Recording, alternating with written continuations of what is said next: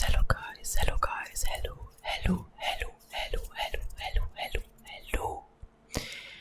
And welcome back to a new video. Today, I decided to make my first inaudible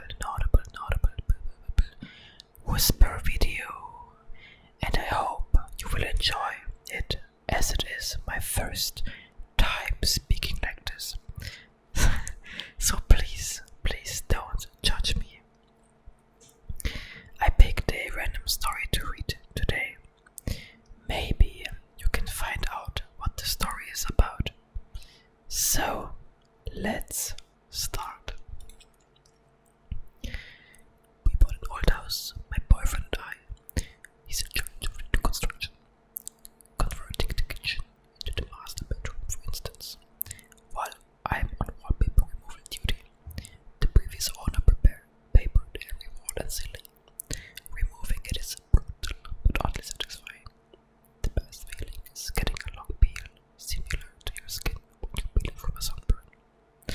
I don't know about, but I can epic a game of peeling on the hunt for the longest piece before it rips.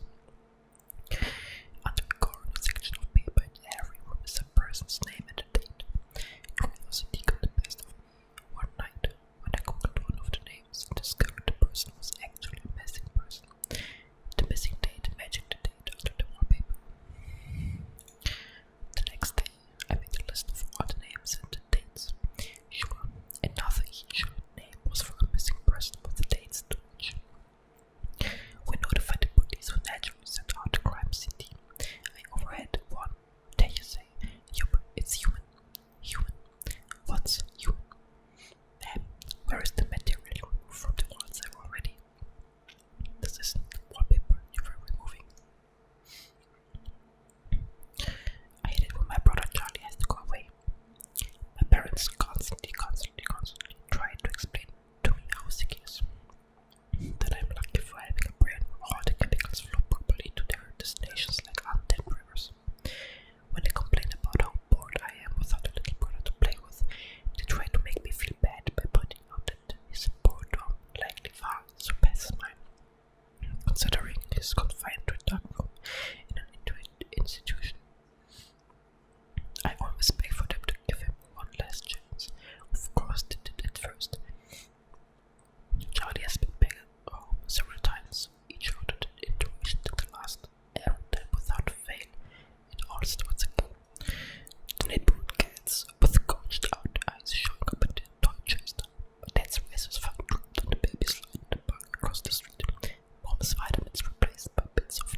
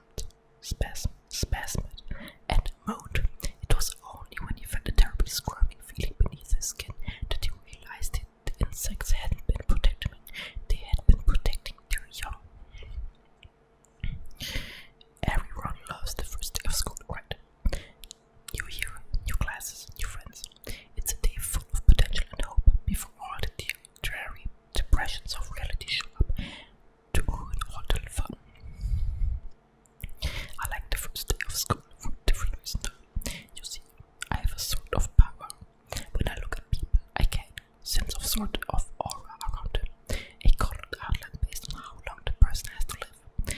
Most everyone I met around my age is surrounded by a solid green hue, which means they have plenty of time left. A fair amount of them have a yellow or orangish tying to the auras, which tend to be a car crash or some other tragedy. Anything that takes people before their time, as they say.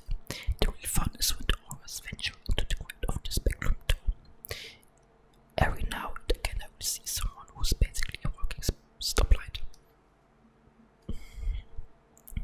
Those are the ones who get murdered or killed themselves. It's such a rush to see them, and now their time is numbered. With that in mind, I always get to class very early so I can scout out my classmates' fates. The first kid who walked in was basically radiating red. I chuckled myself, too damn bad, bro. But as people kept walking in, they all had the same intense glow. I finally caught a glimpse of my rose-tinted reflection in the window, but I was too stunned to move. Our professor stepped in and locked the door. His aura is sickening shade of green. It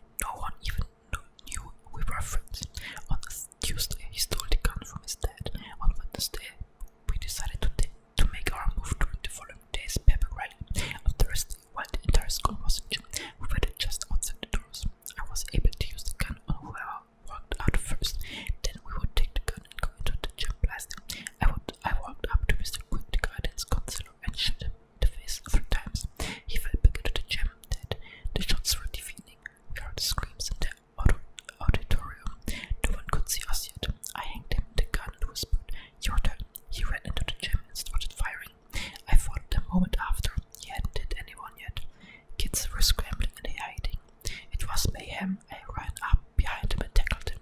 We struggled. I wrenched the gun out of his hand, turned it on him, and killed him. I closed his mouth forever. On Friday, I was anointed a hero. It was indeed the perfect plan, the perfect plan. If God exists, why is there so much evil in the world? It's a common question, but it is misplaced. All things must have balance. Light and dark, good and evil, sound and silence. Without one, the other cannot exist. So if that's true, then God does nothing to fight evil. That might be your follow-up question. Of course he fights evil, relentlessly.